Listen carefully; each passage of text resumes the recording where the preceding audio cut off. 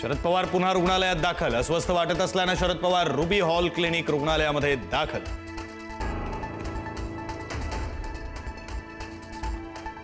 बुलढाण्याच्या चिखला गावामध्ये शिवरायांच्या अश्वारूढ पुतळ्याची स्थापना. शेकडो शिवप्रेमींच्या उपस्थितीत वाजत गाजत मिरवणूक. आधीचा पुतळा काढून शिवरायांचा अश्वारूढ पुतळा बसवला.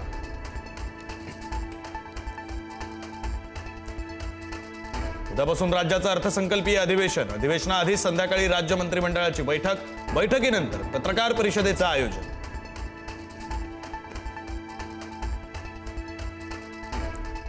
मुदत संपणाऱ्या ग्रामपंचायतीमध्ये प्रशासक म्हणून सरपंच कारभार पाहणार.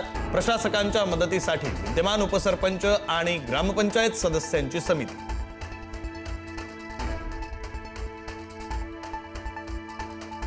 मुख्यमंत्री सौर कृषी वाहिनी योजनेत 10,000 कोटींचा घोटाळा. अंबादास दानवेंचा गंभीर आरोप.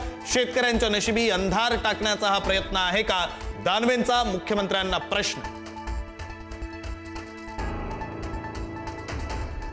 वाल्मिक कराडच्या दोन्ही मुलांपासून आमच्या जीवाला धोका. महादेव मुंडे यांची पत्नी ज्ञानेश्वरी मुंडे यांचा आरोप. अज्ञाताकडून मुलाला शिवीगाळ केल्याचाही आरोप. सुरक्षेसाठी पोलीस अधीक्षकांना अर्ज.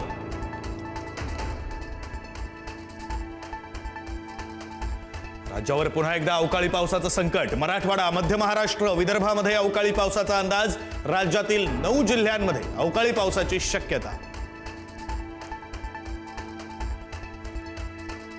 1 मार्चपासून राज्यभरामध्ये दूध महागणार. दुधाच्या दरात प्रति लिटर 2 रुपयांची वाढ.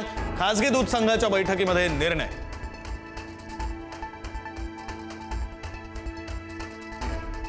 आईकडूनच पोटच्या 2 मुलांचा 40,000 रुपयात सौदा. आईनंच 2 बालकांची विक्री केल्याचा धक्कादायक प्रकार. सांगलीच्या मिरजमधील धक्कादायक घटना.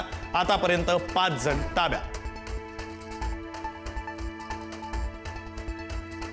अनैतिक प्रेम संबंधातून सुनेचा सासूला मारण्याचा प्रयत्न. मात्र सासूसाठी विषारी औषध टाकलेलं पाणी नवरा प्यायल्यानं नवऱ्याचा मृत्यू. पंढरपूरच्या उंबर गावातील खळबळजनक घटना.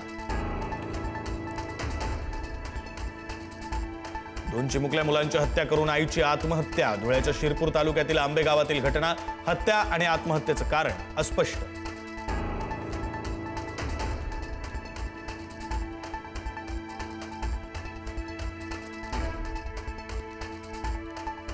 पुण्याच्या खेड तालुक्यातील शिवे गावामध्ये बिबट्याची दहशत. शेत शिवारात बिबट्याचं दर्शन. नागरिकांमध्ये भीतीचं वातावरण. सतर्क राहण्याचं वनविभागाचं आवाहन. बार बंद करण्याच्या मागणीवरून महिला आक्रमक. गावातील बारची महिलांनी केली तोडफोड. गोंदियाच्या देवरी तालुक्यातील धुबाटोला इथली घटना.